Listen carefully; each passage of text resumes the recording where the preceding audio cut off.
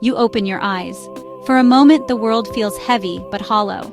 No explanations, no order, just that quiet weight pressing into your chest, that dull pulse at the edge of your thoughts whispering, "Why bother?" You know this feeling. Millions do. It's the moment at 2 a.m. when the glow of your screen won't let you rest. Scrolling, watching crisis after crisis unfold, storms swallowing coastlines, nations tearing themselves apart, a future that feels like it's already ending before it begins. And beneath it all is a thought you don't always say aloud: what's the point? This is nihilism, the philosophy people fear because it rips the veil away. It says life has no meaning, no destiny, no grand design. The universe doesn't care if you succeed or if you vanish. But what if nihilism isn't the darkest place the mind can go? What if there is something deeper, colder, heavier? Not just the absence of meaning, but the erasure of tomorrow itself. This is the philosophy of hopelessness. And if you've ever asked yourself, why get up, why fight, why live, then you've already felt its touch. Nihilism at least leaves you standing. It strips the story away, but you're still here, breathing in the emptiness. You could still write something on the blank page. You could still choose, create, resist. The canvas is bare, but it's still a canvas. Hopelessness does not leave you standing. Hopelessness doesn't just take the paint from your hands. It convinces you the canvas was never real. It doesn't whisper, "There is no meaning." It insists there will never be meaning again. That is why hopelessness is darker than nihilism. And right now, you can see its fingerprints everywhere. An entire generation that jokes about quitting before the race has started. Entire subcultures that dress despair up as wisdom. Memes that glorify giving up. Avatars with hollow eyes. Timelines filled with resignation packaged as identity. But surrender isn't wisdom. Surrender is just slow death. And if you let this philosophy root itself inside you, it will hollow you out until you don't even notice you've stopped living. This is not theory. This is not abstract. This is about you, your focus, your drive, your future.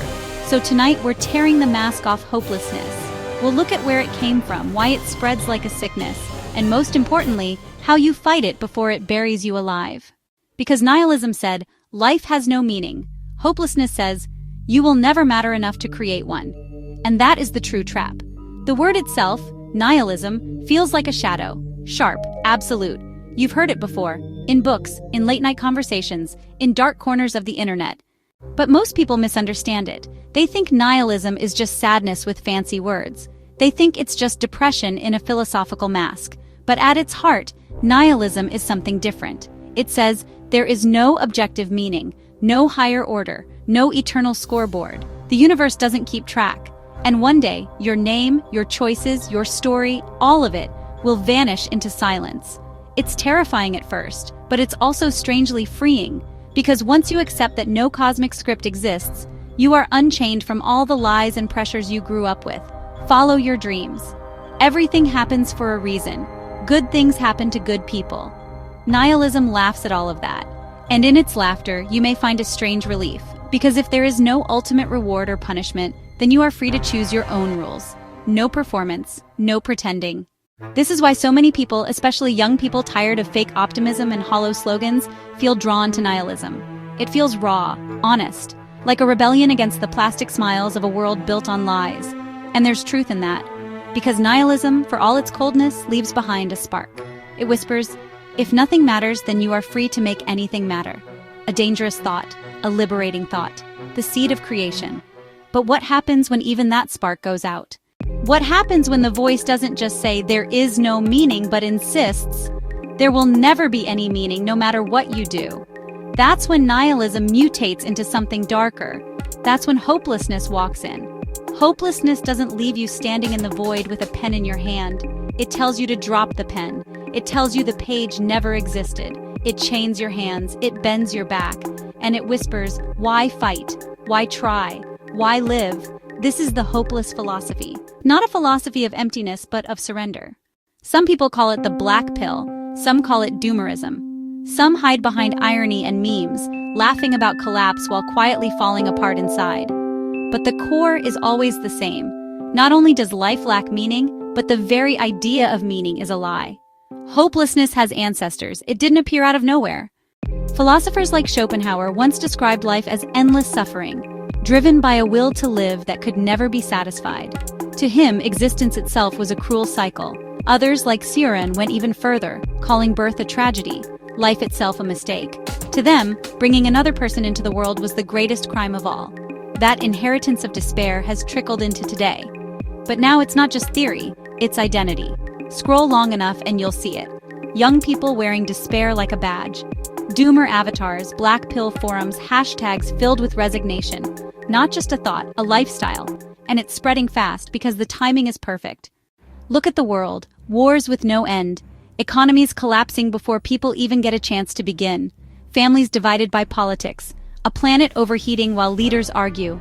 The doomsday clock inching closer to midnight. For someone already fragile, already lost. What does all this confirm? It confirms the whisper. Why try? It's already over. That is why hopelessness spreads like wildfire. Because it feels rational. It looks at the chaos and says, "See? I told you so." And it's seductive. Because if the future is doomed, then you are free from responsibility, free from effort, free from trying. No pressure, no struggle, no accountability, just surrender. Just memes and smoke and silence waiting for the end. But here's the truth. Hopelessness is not honesty. It's anesthesia. It numbs you into stillness. It convinces you not to resist, not to imagine, not to create. Where nihilism says nothing matters, hopelessness says you don't matter. That shift, from nothingness to worthlessness, is the poison. Because the moment you believe it, your life ends before it even begins. And if you look closely, you can see the symptoms everywhere. The young man who stops applying for jobs because he believes the system is broken beyond repair. The student who lies awake every night, paralyzed by the thought that nothing can ever change. The friend who jokes about ending it all, and you're not sure anymore if it's a joke. This is not a handful of people. This is a generation-sized wound. Hopelessness has become so common that despair itself has become a brand, an aesthetic, a community. Maybe you've felt it too, that quiet resignation, that thought, why should I even try? That's the coffin closing. That's the moment the philosophy of hopelessness takes your throat in its hand. But here's the thing, hopelessness is not an accident. It doesn't just appear out of nowhere. It's engineered, fed to you drop by drop until you mistake it for truth. Think about the last time you doom-scrolled. One disaster after another, one outrage after another.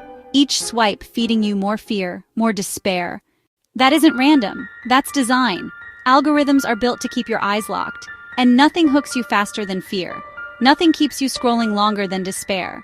So the machine feeds you hopelessness, one crisis at a time, until you can't breathe without it. Psychologists call it learned helplessness. When animals in cages were shocked over and over, eventually they stopped trying to escape. Even when the door was opened, they just lay there, beaten not by the shocks, but by the belief that nothing they did could matter. Hopelessness does the same to you. It doesn't just cage you, it convinces you the cage is all there is.